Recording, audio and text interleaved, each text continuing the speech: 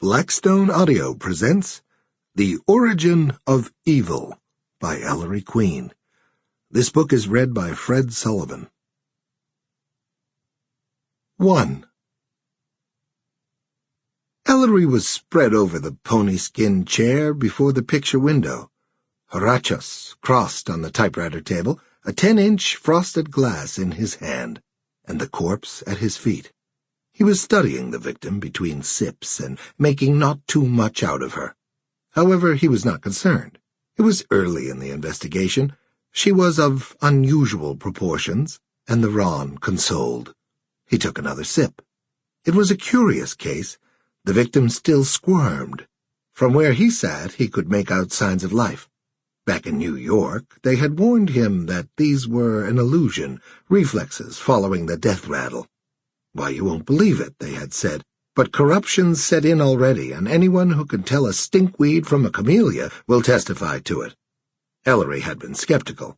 He had known deceased in her heyday, a tumid wench, every man's daydream, and the laughing target of curses and longing. It was hard to believe that such vitality could be exterminated.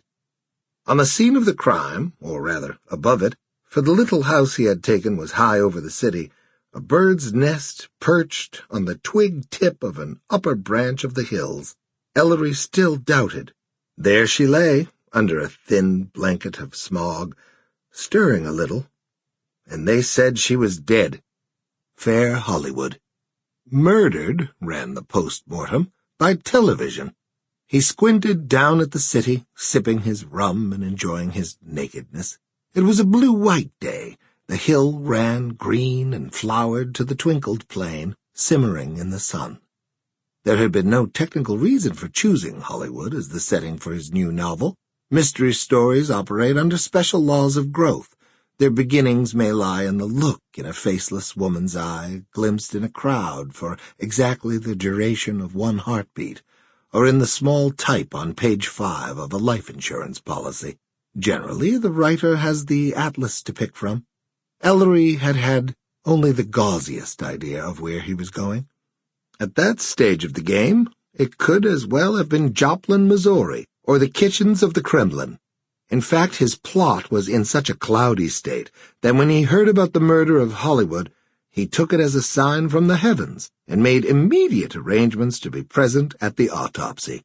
His trade being violent death, a city with a knife in its back seemed just the place to take his empty sample cases. Well, there was life in the old girl yet. Of course, Sample complete. Ready to continue?